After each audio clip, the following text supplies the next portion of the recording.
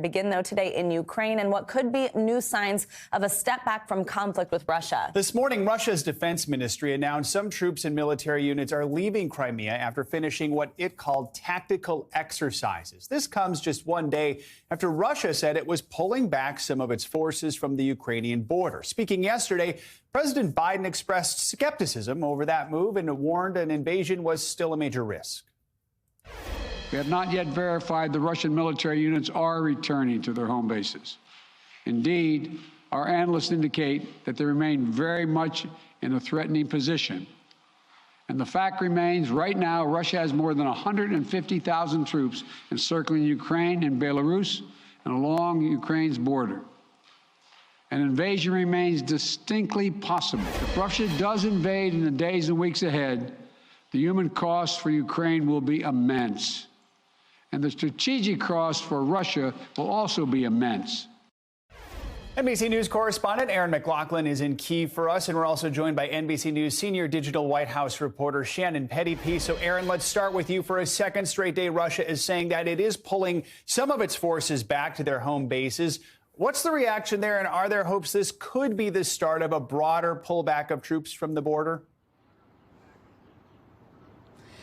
Hey, Joe, we just heard from the NATO Secretary General saying that NATO is seeing no signs of a de-escalation on the part of Russia. Said quite the contrary. If anything, they're seeing the military buildup by Russia on three sides of the Ukrainian border continue. Also noting that Russia has yet to engage in the proposal that NATO put on the table to address some of Russia's security concerns, and the Secretary General pushing Russia to engage in that diplomatic process. When Russia made this announcement that it was withdrawing some of its troops yesterday, that was met with skepticism here in Kyiv, with the Ukrainian foreign minister saying, we'll believe it when we see it. We heard from the Ukrainian defense minister this morning saying that the assessment of the Ukrainian military has not changed. It should be noted that Ukraine has long downplayed the threat of a military escalation by the part of Russia. Joe. So, Shannon, as we heard yesterday from President Biden, Washington, like NATO, remains skeptical of these moves by Russia. Tell us more about why that is. Well, I mean, we have not gotten a response from the White House on these developments overnight. But as you noted, as of yesterday afternoon, the president was saying that, one, the U.S. had not independently verified or been able to analyze these claims by the Russian Defense Ministry. They are not convinced that these troops are returning to their home base versus being repositioned, for example, somewhere else along the border. And the president reiterated that despite some changes that might be occurring on a small scale, broadly, Russia remains in what he described there, you heard a moment ago, as a very defensive posture. The U.S. has been quite skeptical all along and has said publicly that they are eyes wide open on the fact that Russia may carry out some deceptive military tactics along the way. They certainly saw that in 2014 during the annexation of Crimea, where unmarked Russian troops were being sent in to fight, who were essentially Russian soldiers but weren't wearing the Russian insignia. Those are the type of tactics the U.S. has seen from Russia before. So there is definitely a skepticism that they will believe it when they see it, and they are not going to be sort of distracted by any sort of actions Russia might take to sort of throw them off where the Russians may be going in a bigger sense. So, Aaron, today Ukrainians are celebrating what's been dubbed as Unity Day, which President Zelensky declared just a few days ago. He addressed his nation again this morning. What's his message? Is there a feeling of unity in Ukraine?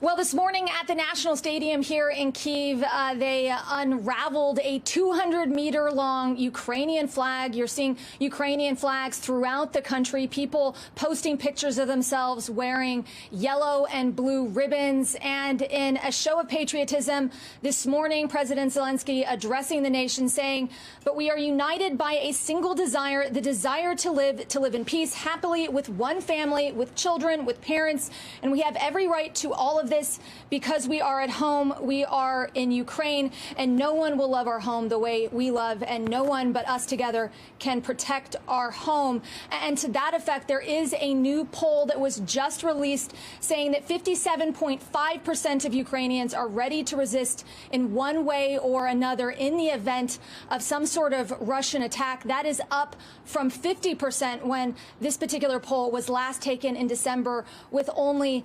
17.9% saying they would do absolutely nothing in the event of a Russian attack. Speaking to Ukrainian military experts, they point to polls like this as evidence that this country is united against a potential Russian aggression and see that as a key deterrent, potential factor in the Kremlin's calculus whether or not to invade. Aaron and Shannon, thank you both. Appreciate it. We've got big news from the CDC this morning. It's considering relaxing its indoor masking guidelines, sources tell NBC News, and it could happen as early as next week. Several states have already made the call to drop their mask mandates for private businesses, but the battle over masking in schools is heating up in courts and districts across the country. NBC News correspondent Heidi Presbella joins us now from Virginia. Hi, Heidi. Good morning. There's been a lot of confusion as states make these individual calls, but then the CDC hasn't changed its stance. Will this new guidance help match all these rules up? What are you hearing from the CDC about what they might do here? That's the hope, Savannah. This is part of a broader architecture that the administration is trying to set forth that answers the question, how do we live with endemic COVID? This is one piece of that. The CDC looking at changing the criteria for when you should mask up. Basically, right now, they look at prevalence in the community. These are the factors that they look at. Looking forward, they're talking about other benchmarks like hospitalizations or severe disease. All of this, Savannah, to try and really localize the approach going forward to give local officials the tools that they need, but to appreciate that this is probably not the last time we're going to see a wave or potentially even a new variant. So we have to find a way to go back to life as normal as much as possible, but to give localities the tools to make those decisions. Absolutely. Heidi, let's not talk about where you are. It's a state that's making news in this way. So Virginia looks likely to become the next Republican-led state to ban mask mandates in schools. Now, you've talked to people on both sides of this argument. So first, let's start with a mother you spoke with who's suing the governor there, Governor Glenn Youngkin, over his policy that makes masking optional in school. What did she tell you?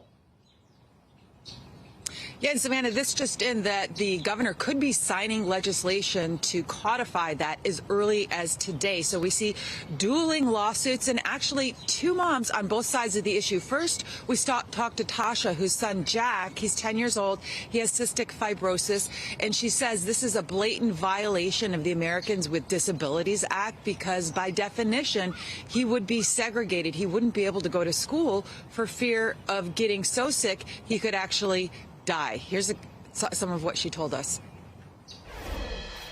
I understand that masks are uncomfortable and frustrating, and none of us likes them very much. But for kids like mine, when other children take their masks off, it creates a barrier. He can no longer physically walk into his school building. Some of those students' disabilities may preclude them from wearing a mask. They need to be accommodated too. The basis of our concern is that when you take the ability of the school to make those accommodations away, then the children with disabilities are effectively being separated or segregated and excluded from their education. And Savannah, Tasha wanted to make clear that she's not saying she wants masks all the time. These parents simply want localities and schools to be able to have the power to use masks when we are in periods of surge. Heidi, thank you so much. And I know you also spoke with a mom on the other side of this issue who's actually suing her school district for defying this order. So lots to keep talking about here. We know you'll keep an eye on it. Thank you so much, Heidi. California has officially lifted its mask mandate for everyone except students. But one of the state's largest cities, there's fallout this morning over how the school board managed things during the pandemic. Overnight, parents in San Francisco recalled 3 school board members. But unlike many other school board fights across the country, this doesn't have to do specifically with mask mandates or what's being taught in the classroom. Parents say that school officials, quote, wasted time on matters unrelated to the coronavirus instead of reopening public schools, prioritizing social justice issues. NBC News correspondent Jake Ward joins us with more on this recall effort. So, Jake, let's start first of all with just the reason that 3 school board members are out of a job this morning. What do parents and critics say these officials were doing instead of focusing more on the pandemic? Good morning, Joe. That's right. Parents here say that fundamentally they voted in favor of the recall because they felt that these 3 board members were incompetent. No one has been held to higher standards than educators during the pandemic, and the administration definitely bore a huge amount of the blame, they say, for what was not a very effective response. They especially talked about the mismanagement of the budget and also about an episode about a year ago in which about a third of the schools were set to be renamed away from historically insensitive names at a time, they say, when that was not really the case. We spoke to one mother about this, and here is how she described it. I support things like nuanced school renaming. Children shouldn't have to go to schools named after people who are horrible, but the renaming process last year was just a farce. It was an embarrassment for our city. Ms. Cameron there, along with many other parents, felt that that was a huge difficulty there. Also, the changing of an admissions system into the district's most prestigious high school, Lowell, went from a merit-based system to a lottery system was the proposal. That also seems to have brought people in here. So, Jake, we know school board meetings across the country have been very tense, becoming political battlegrounds over the last year or so. People in San Francisco say it's not entirely about politics there. Why is that? And what is the feeling among those who voted against this recall?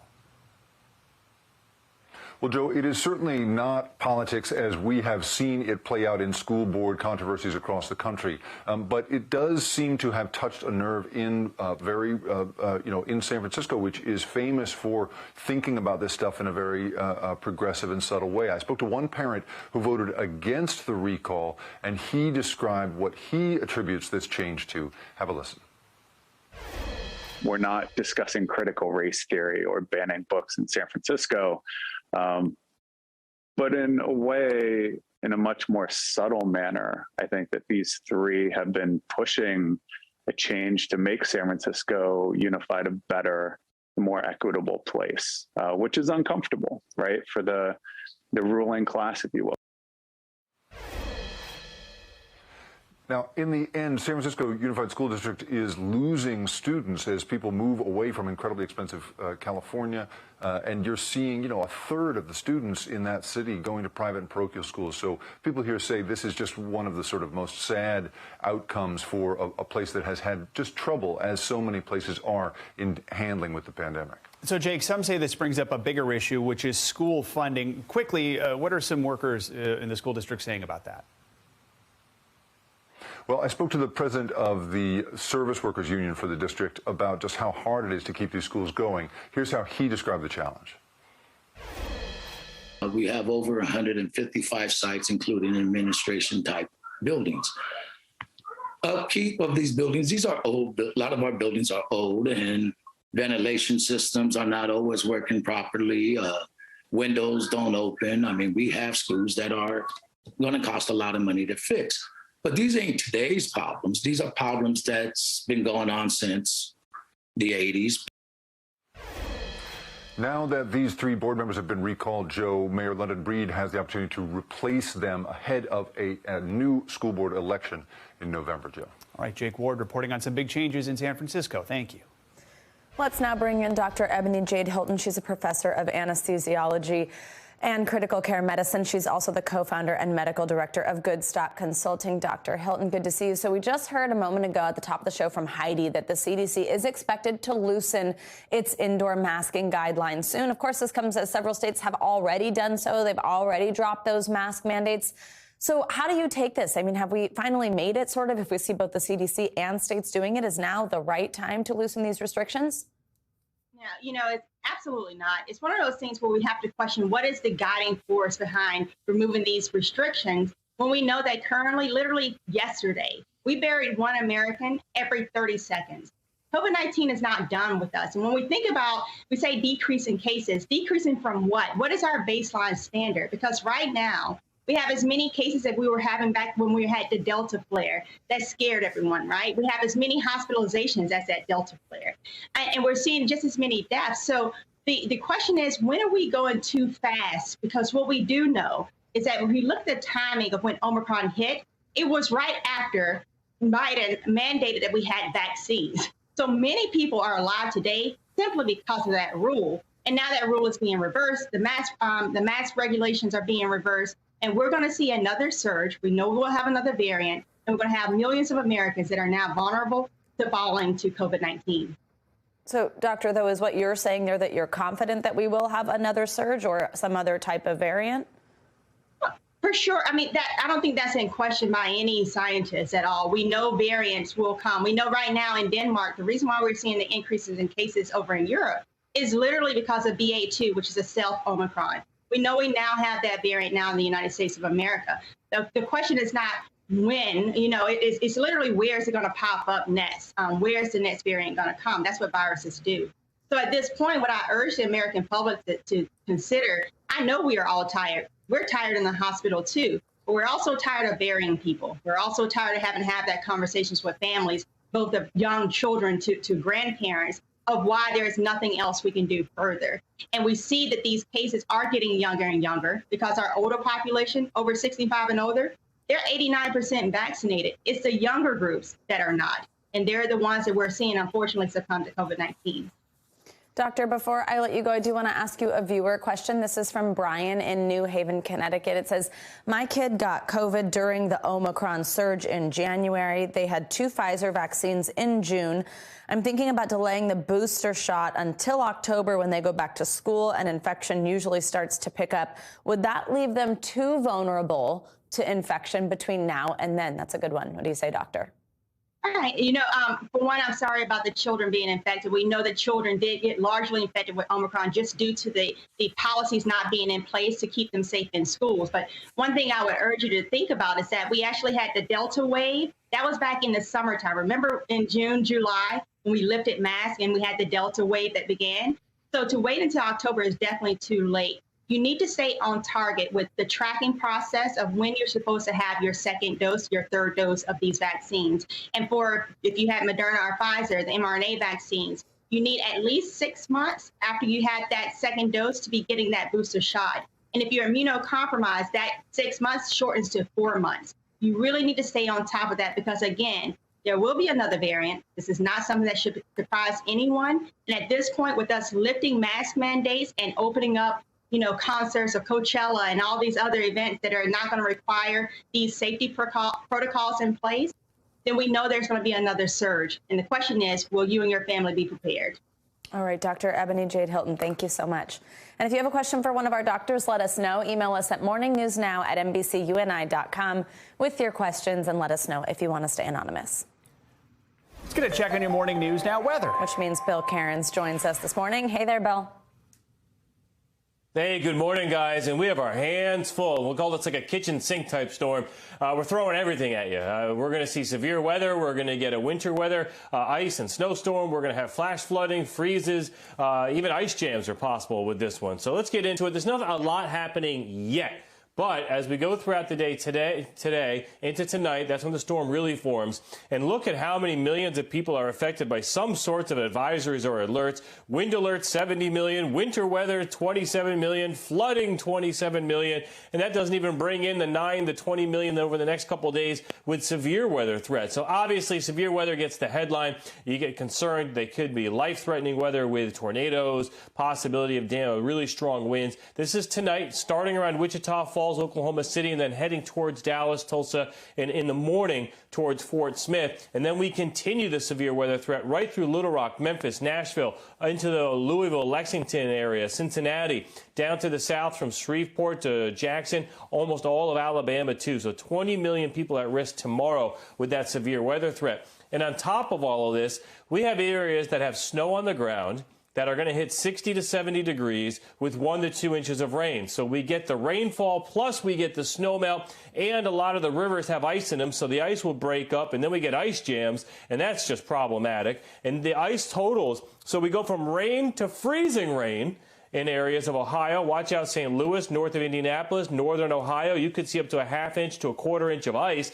That could cause some damage. And then we also have snow, guys, too. And this would be probably the biggest snowstorm of the season, Kansas City to Chicago, a narrow strip of heavy snow. But this is for tomorrow morning's commute. So, as I said, I think I threw just about everything at you. Yeah, no kidding. Looks messy. All right, thanks, Phil. We'll talk to you next hour. Thanks, guys. Thanks for watching our YouTube channel. Follow today's top stories and breaking news by downloading the NBC News app.